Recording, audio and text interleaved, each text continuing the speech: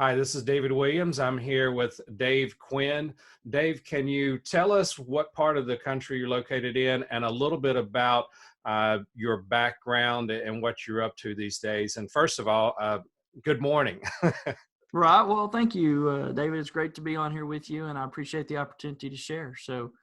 My name's Dave Quinn. As you mentioned, I am from Frisco, Texas. I was born and raised in Texas. I'm a economic developer by trade. I am the managing partner of Day One Experts. We help coach and uh, um, actually do interim and fractional work for communities all across the country that need economic development experience. We also work with small businesses who are in need of strategy and capital, raising capital and those sort of things. We work with them, and we actually help those businesses communicate with communities who are, there's a project or they need something where they need financial or economic assistance. We help them package their opportunity and take to the communities. And we're really that translation between the communities and the small business folks. There's a value there, and both sides want a positive outcome. And a lot of times they're just not talking the same language. And so we help translate what the business needs are into a public sector opportunity, and then help build that bridge and build public-private partnerships. So we're really skilled in public-private partnerships and negotiating those between the communities and small businesses. So that's what I do. That's cool. That's good to hear. I know that we actually probably first met, might have been back in 2014 through an organization that I was doing some photography for, and you were there as part of the economic development community, and a lot of those people, actually several hundred people gathering together. And thanks to LinkedIn, we've stayed in touch over the years. And as I'm developing some things, trying to give folks a message of hope and looking forward to the future, things that they can do in good times and bad times. So obviously with your background, you can talk about how things are different when times are good versus how things are different when times are not so good, and hopefully give people messages of hope. And because we all know that we're going to get hit with something, even when times are good, there's something that may come our way in life that's going to cause us to have to rethink what we're doing and how we're doing it. So share a little bit with me about how in good and bad times you've adapted and you've seen businesses adapt and the economic development community adapt in both good times and bad times. Well, I appreciate that. It's life is like that, right? It's full of seasons, winter, spring, summer, fall, and it's no different. And throughout our lives, we're going to go through good and bad times. And I think the ones that really do the best are those that realize it's just a season, right? And that they don't get too far off their center of it being, oh, woe is me, or, oh man, I'm great. I mean, they realize that when it's time to make hay, they make hay, and when it's winter, it's winter.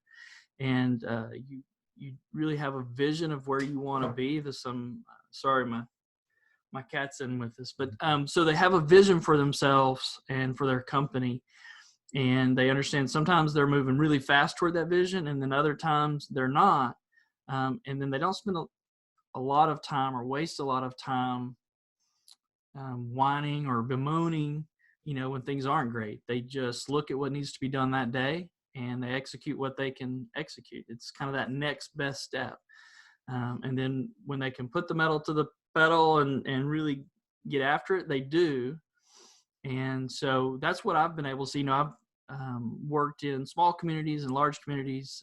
West Texas, I went through a major disaster in Bastrop, Texas, and then have seen great times here in Frisco and all the things that we've done, creating the $5 billion mile and working with Jerry Jones. And so I've been across the platform, or, all different size communities and all different times. And at the end of the day, really it's the same. It's about helping people accomplish what they want to accomplish, and helping them get into a mental mindset that helps them do what they want to do most efficiently. So um, I think that the mental mindset, when we can as individuals learn to conquer that mind, that's when we can really have success. Because it's not necessarily the situation you're in; it's your attitude about that situation, right? So, I'm an avid reader, and so there's account after account of people who were able to come through much harsher, times than I've ever seen. And it was their attitude about that situation that allowed them to get through. And it was the difference really between those that made it through and those that didn't. And that doesn't mean that, when times are really bad, you're, Pollyannic and just happy all the time. But you realize the situation is what it is, and what you can control and what you can't control. And when times get bad, sometimes it feels like what we can control gets really small. But when we wake up every day and we just take care of what we can control and set ourselves up little goals that we can, keep moving forward, that's how we get through those kind of situations. And sometimes, I can tell you when it was in Bastrop, it was really difficult to get up, each day for weeks on end, and the grief and the things that, the community went through. Literally the next step might be just to get to the next hour. It really was just don't lose it for the next hour, and, just keep stepping. So it's really, as we enter into this kind of situation we're in today, I have to keep reminding myself that I have a lot of clients that are obviously, there's a lot of uncertainty in the marketplace right now, a lot of uncertainty with what's going on, and our small business clients are really hurting right now, especially with some of the rules coming out with the assistants, and how whether you can or can't take your 1099 employees, you can't include them or not. And it's just a lot, and there's a lot of stress and fear and anxiety, and part of our job isn't the business strategy. It's being able to sit with the client and get them to a place where they can make decisions not based on emotion and fear and thinking about everything they are losing or what they're giving up. It's just, what's the next best step we can take, and we can only do what we can only do. And once we get there, we'll make the next decision. Zig Ziglar used to talk about that. You go as far as you can see, and when you get there, then you can go a little further because you can see further. And that's kind of how we have to do it. That's some really good points in there. There's several things that I picked up on. Attitude, that's pretty much everything, right? You can choose under no matter what circumstance you're in.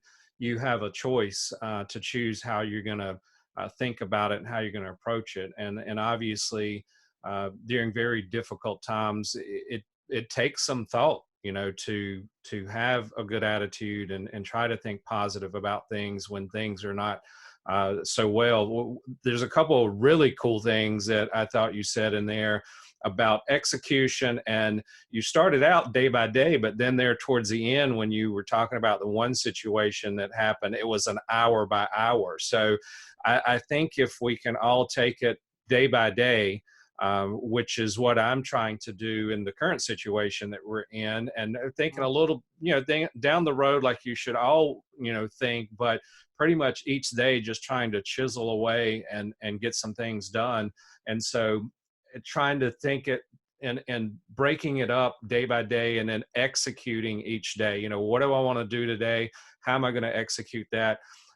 In my case, I've found it interesting that a lot of people are like, well, I've been doing this and doing that. And a lot of it's stuff like how, I get the point, you do need to escape, I guess, through gardening and things of that nature. I've found myself very much focused on, because I'm a small business owner, looking at a lot of things like, how is this current situation causing me to do things differently? What are some things I'm putting in place right now? Like, for example, this video with you and I on it is something I would still like to continue to do beyond where we're at now, interviewing people within my industry and outside my industry. Like in your situation, working with a lot of small businesses, you understand small business and you understand the economic development community. And it sounds like a key part of what you do is try to make sure they're speaking the same language, which I think is good. Is there anything else that comes to mind as we maybe wrap up here in the next few minutes that you'd like to share, that's maybe some things that you're personally doing in your own life, in your own business, maybe some adjustments there, and some things that, obviously you've always, I remember seeing you as one of hundreds of people at the conferences, but you were one of those people that always had a bright smile. And so you've stuck with, that stuck with me all these years. Obviously one reason that I reached out to you, because I knew that you were the type of person, not only with your experience, but were a very upbeat person. So share with me, anything else you want to share, and especially along the lines of your own personal situation, of some approaches that you're taking in times that are a little bit different now, that you're not able to do things the way you were able to do it just a few weeks ago. Okay. Well, so there's a couple things I want to kind of unpack there. One is that, you know, you do need as a person to give yourself some grace and love and kindness. The person that you need to be kindest to a lot of times is ourselves. We can sometimes beat ourselves up for, not seeing this coming, or not being ready for it, or, whatever it might be, or not being, feeling like you're not smart enough to get through this. And you really need to, extend grace to yourself and understand that, when I say, to have a positive attitude, or to have a positive attitude, I don't mean to, stuff your emotions down and not show that. I mean, you need to give yourself time to work through it. I mean, it's a grieving process, right? I mean, and you kind of go through these stages. Just don't let yourself get stuck in any one stage, right? So you got to keep moving forward. So there's that. And sometimes I get really, I think I should do more. And of course, with all my clients, I'm always thinking that, I got to read more, I got to do more, and sometimes all that I can do is just not going to be enough. And I need to be okay with that, and understand that I've done everything I could. As far as work and processes, what we're seeing is one of the incredible opportunities we have is to overcome some things that maybe we didn't have time to overcome before, right? So like this Zoom, I'm meeting with a lot of clients now that were somewhat resistant before to kind of do this thing. And a lot of it was just a fear of looking silly, or not understanding the technology, or, you put a camera in front of someone, and while it's really not any different from me being in front of you, it feels different because there's a camera in between us, right? And so, but this has forced people to kind of overcome that little bit of hesitation, and in a way that, in such a prolonged manner, that it's going to be second nature when we come out of this. So there's going to be some opportunities for us to be much more efficient in some ways, because it's been we're forcing to learn and overcome technology in a way that, we have time to do it now, right? We're kind of forced to have to do it. So that's kind of cool. I always, even coming out of Bastrop, I always looked at, what were the things that came out of that. And I always tell people it was an awesome opportunity for me to learn how to help people in times of crisis. It's not one I would recommend how you do it, but I got a really good education of helping people through, this sort of crisis management from the economic development side, and even on a personal level. And so, what I've learned to do is, instead of feeling helpless, what is it that I can do? What investment can I make? And the number one investment that people can make is in themselves. And whether that's a hobby or a skill, and I'm not saying you should come out of this learning a second language. I don't want to put that kind of pressure on people. But, we all have this list of things that, man, if I just had a little more time, or, I'd really like to do that. So if it is gardening, if it is, my wife is learning to play the ukulele, or, whatever it is, give yourself that opportunity. And for small business, it may be that we had clients, they were resistant to restaurant clients who were resistant to moving on to the DoorDash or the Grubhub. And, they saw it as a distraction and not really, worth their time. Well, when this breaks out, when we go through what we're going through today, and suddenly it's the only option, and it's like, okay, get me started, and get me started yesterday.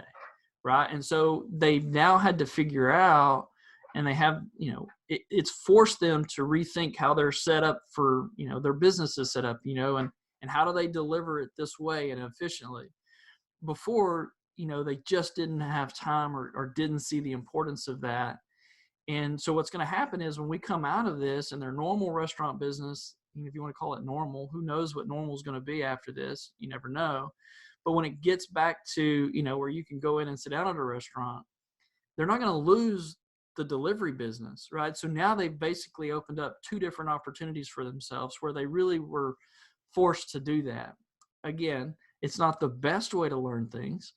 But if you can take the opportunity and say, okay, what can I learn through this? What am I learning? Maybe it's my cash flow management wasn't good, and it was okay as long as there's lots of cash flowing. And so when suddenly there's, less cash flow, you start to look at things and say, okay, what's necessary and what's not. You start to put in, ways to save, and, you start to put in these little processes and say, okay, I realize now that it's not always going to be this way. Some small businesses haven't been through a crisis yet. Really from the financial market, we came out of 2008, 2009, and they started, and all they've known is sort of this prosperity level, right? I mean, that's awesome. And this is the first time they're being tested. So, really what I look at it at, if you look in nature, right, the wind and storms, a lot of times when you have young plants growing, they go through that. That's what builds the stability in that plant long-term in a tree, right? If a tree is never subjected to wind and force and that sort of thing, then when it gets big, it can't, branches just start to fall off because it doesn't have the strength to maintain its own weight. And so we can look at nature and say, okay, right now I'm learning, and I'm being forced to adapt and change. And this is all stuff that I can take moving forward. Again, I'm not saying you should enjoy the process. It's, exercising is painful when you haven't done it in a while and suddenly you go exercise. That soreness is there for a reason, but you're stronger because you did it. That's part of the process. If we can lean into that process and learn to enjoy it and or accept it as part of life, and understand and keep your focus on I'm getting better, I'm making my business better by doing this, then I think that's what really helps you sort of survive this. And that's what I try to do every day is, I started our business in 2018, my partners and I, back in December of 2018. And so we've never been through this as a company together in partnership. We've been through it individually, separately, in other businesses and in economic development. But I can't tell someone how to, from a community standpoint, there's no playbook for what we're going through. Yes, there's disaster, times of disaster, and different communities have dealt with that. But there's no playbook for what we're facing today with its breadth of, when we were in Bastrop and we went through what we went through, at least our neighbors had, we had the opportunity for our neighbors to come in and help because they had resources. I mean, we're in a situation where everybody is facing the same sort of thing. And so, it'll be interesting to see how we come out of this. And I think the winners will be those that can learn from what's going on. I have another client that, again, they have, they've never sold ground beef out of their meat market. Well, now suddenly, that people can't find ground beef. And they have access to it. So they're selling that now. It's a new line, and it's forced them to look at their online sales and their online platform, which was sort of there before, but never really efficient because their real money makers were, the restaurant and other places. Now they've changed that. And so again, it's not the best thing, but it is a positive thing. And that's what we have to look for, is those little opportunities to be positive and grateful, and take those into the future. That was an awesome breakdown, and obviously there's some key messages of hope in there, and there's some reality in there. I mean, because I do agree with you that having a good attitude doesn't mean that we have to not show our emotions and not just kind of suppress everything, because in challenging times you can be but so positive, right? And if you suppress things too much, then you're probably going to have a big breakdown. One of the couple of the things I take away as a small business owner, in what you said that I think is important, is how businesses are adapting, and how people are, maybe they were hesitant to do something before. And even the situation with the technology of Zoom or whatever platform people are using, now they're diving into these platforms. Now they're saying, okay, maybe I should do this in my business. And so this has caused me to kind of slow down and take a step back, obviously, as well, because as you know, when times are good, we're all busy, busy, busy. The day goes by and it's like, oh, Right. wow, I didn't have enough time to do this, but you know what? Someday I'd like to do this and this and this. And in my case, being a small business owner, I have a tendency to focus on the business side a lot. I don't have a ton of escape things out there, like gardening, like my wife, who actually stayed busy for a while yesterday in the backyard, but she loves to do that, wishes that I would do that more with her. I'm with you. I can, so I did go we did go to Lowe's Home Improvement the other day, and the guys loaded up the mulch and some other things. I was the one to unload it. So I feel like Contributed. I did my part unloading it, right? I don't have to like do the rest. But Right. one of the things I'm trying to do is, we work in the business together. So trying to stay on top of things, to look at what the future might look like, taking it day by day, like you said before. And it's still kind of an escape for me, because by doing what you and I are doing right now, by doing this recorded Zoom and just talking a little bit, keeps both of us, kind of occupied for a moment on some other things, right? And we're not tied up. It's kind of hard to be like in the middle of a fire when you're trying to talk to somebody like this, and both share each other's thoughts and attention.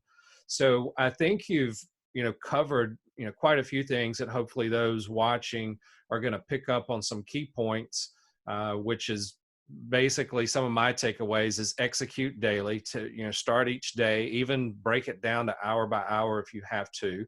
If you're a small business owner, look at things that you can adjust and adapt, and some small business owners are already doing that, things that they might have been hesitant to in the past.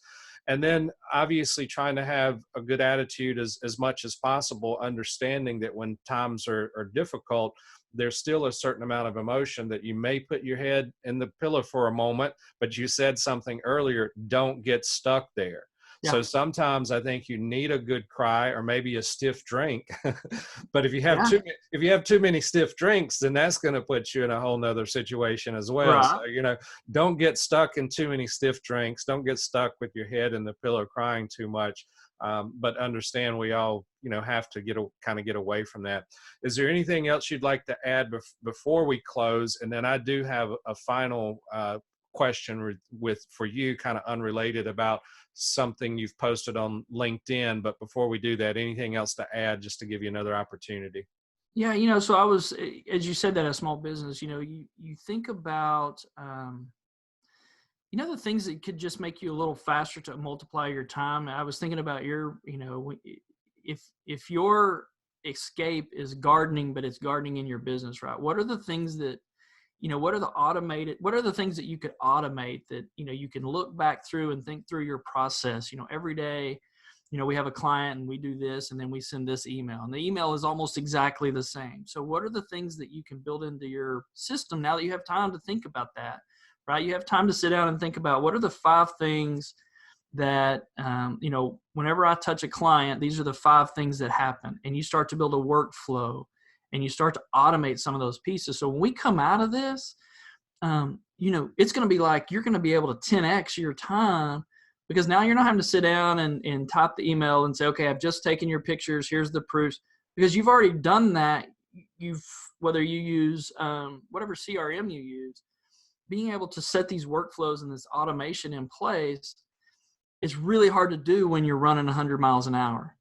But now you can stop and say, okay, for an hour, I'm going to think about the initial engagement and what does that process look like, and how could I change it, and how could I make it better for the customer and faster for myself. And so I think people just need to realize that thinking is a real productive activity. A lot of times we feel like we have to be moving, we have to actually be doing something, but just to sit and contemplate on something is productivity, and giving yourself permission to just sit and think and then jot down the notes and then take action on that. You might even realize that I don't even need this step. And so you thought you did, and it's because you've always done it. But because you spent a little time thinking, you're able to eliminate that or make it better for the customer. And maybe it's just a little thing. But I think people need to give themselves permission to not be busy. There's this, I think, in times of crisis, sometimes we feel like we have to be bailing the bucket, right? We have to be throwing something on the fire. And sometimes the activity we need to be doing is just to be still. And your gut, your intuition, call it, I'm a believer. So, I believe that if I stop and just can get still, the answers will come. And the next best action, sometimes you don't know what that is until you stop and give yourself some time to think about that. And so I would really just ask your listeners to, learn that skill, to be able to, when everybody else is running around with, kind of crazy and with their heads cut off and flailing about, if you can be the one that can stop and think and then help lead people out of that, that's an incredible skill and a very valuable thing that you can bring to the world. And I would say, I would ask, and I know I'm kind of just keep going on. You asked one question, I'm going to answer three. It's because you're from Texas. Yeah. So listen, what right now, the world needs love and kindness. And more than anything, when you don't feel like you can give it because everything's, you're losing everything and all this, if you can find the strength to be kind to, the frontline worker at Sonic that's still delivering you drinks, even though we're in the midst of what we're in, that's how we'll get through this. Not, griping about what, your elected officials did or didn't do, but turning to our neighbors and helping, one to another. That's how we get through this. Maybe that's sharing, dinner one night, or providing, a roll of toilet paper for your neighbor that you have that they didn't get. Those little things is how you get through. And I'm a big believer, if you approach life with that attitude of giving, not to gain, but to serve others, we'll be okay. Now, I can't promise you what that'll look like for you. It probably won't look like what you wanted it to, or what you thought it was going to, but you'll be okay. That's some very good advice. I'm glad that I gave you the opportunity that I did to open on up and share some more and show emotions. I'm an emotional person. I haven't got emotional on this video, but I am an emotional person. So what? I said I didn't mean to. I'm sorry. No, that's okay. I'm an emotional person as well, and so I could see me doing that when in a conversation with somebody. And I've noticed the hello love, back behind you there, and the whole loving and the kindness thing. I'm trying to do my part with some things there as well. And one of the things that I was reminded of this weekend is I was out rinsing the cars, piling off the cars, and these Jeeps paraded through the neighborhood. And I'm like, okay, what's going on? I had a bunch of Jeeps coming through the neighborhood. But then they circled around and they stopped about 3 houses up the street, and they stopped in the middle of the street. They parked side by side. And so well, first of all, I didn't even have my phone on me. So the best camera to have with you is, the best camera is the one you have with you. Well, I didn't even have my phone on me. So I go in the house, grab my travel camera, shoot literally like 3 shots. The battery dies. I go back, get a battery for that same camera, start shooting. The battery turns red. Then I grab my big gear, which is what I should have done to start with. So I grabbed my real camera gear that I shoot professionally with, and I started photographing these Jeeps and the interaction. Well, the story behind this is there's a little boy. So I told you about emotion, but a little boy that has terminal brain disease. And that family has a crisis every day. It's not just a one-time crisis. It's a crisis every day. And so those were his Jeep buddies, because he had just had a bad week, and they came out on Saturday to give him some hope. Yeah. And the little boy is just smiling and having a great time. I did a family shot of the family. They had T-shirts, these Super Jack is how they refer to him. And so I just pulled the family together and did that, and kind of did a collage with the Jeeps around it and that type of stuff. And then on top of that, I found out an even deeper story. Another side to the story that I'm not going to share here on the video, but I was able to give back in another way on top of that. And I'm not tooting my own horn, but what it did is it got me away from everything, right? It gets me away from what we're facing right now, but it also brings into focus that once this is over, that particular situation for that family is not over. We can all get beyond our current situation, but that family is still going to be facing what they're facing and going through those challenges. Yeah. So that's incredible. And you shouldn't be, don't worry about, tooting your own horn or whatever. That inspires people. Sharing your story in a way that isn't, hey, look what I did, but hey, I did this. This is maybe inspiring you to help, give other people the inspiration to help where they can. So I'm glad you shared that. Thank you. I'm glad that I was able to share it and able to give back in a way, and hopefully it does help somebody, realize. And I'm sure there are other people that are going through stuff every day that's not going to change, when we get beyond the current crisis, because they have a situation in their life. But hopefully this conversation has provided some insight for individuals and small business owners. And so I want to close out on a completely different note. Tell me about your desk. Man, really cool story. Thank you for that. Thank you for giving me this opportunity. So, I was in the wellness space for a little while, and one of the things that that we worked on was workplace wellness and mental health and things and so we got the opportunity to meet with a company called Very. They're called Very now. It was Very Desk.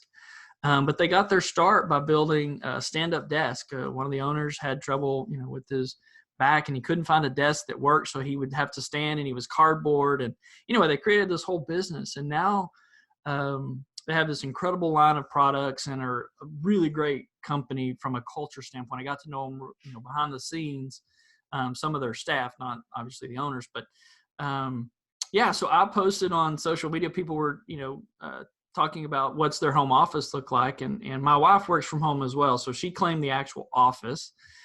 So I worked from our guest bedroom, which is really, I think, the better of the two offices, because I have the pool in the backyard and I watch birds out the window. It's awesome. But I had posted a picture. I used a music stand, and I had, kind of just made a stand-up desk, and it was a little bit of, music stand turned and had my laptop on it. Well, they saw that, and they actually sent me, one of their nice stand-up desk. And so, I'm blown away. I work most days standing up. And so, that music stand really wasn't very productive because it just had the laptop and didn't ride. It was a makeshift, making do with what you had. But they did that. And, just one, the power of social media, but also, you know, sometimes we feel like we have to change the world, and you're like, I can't do it all. Well, you don't have to do it all. Find one thing, right? Like one family that you captured photos for that changed the world. It may not changed, the world for someone around the country, but for that family, it changed the world for that little bit. And so I was really, props to Very for seeing that, reaching out, and making a difference. Just so cool. And thank you for giving me an opportunity to share that. It was, you know, completely unexpected and tremendously blessed. I mean, it was it wasn't a cheap couple $100 thing. I mean, it was an expensive thing, and what a neat surprise that was. Totally unexpected, but really appreciate the folks at Very for doing that. It was really cool. That's and that shows that somebody sees your social media post, right? I'm Well, sure you yeah, got it does. The uh, power of social media, right? yeah, That's and I'm sure you got I mean, I know you got a decent amount of interaction on that as well, but I Mhm. figured that would be a great way to close it out. I want to thank Dave Quinn for joining me on this. Dave, I'm going to give you an opportunity just to say goodbye and a final last word, and we'll wrap it up.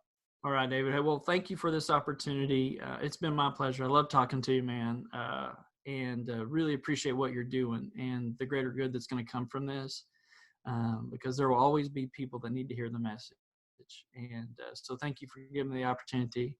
I hope I didn't ramble too much, but, uh, if people are hurting or need someone to talk to or a small business out there, one of the things that we're doing at Day One Experts is helping small businesses. We're giving them free calls and helping them make a few decisions that we can on the phone, based on their situation, but we're offering that as a lifeline, as someone they can talk to.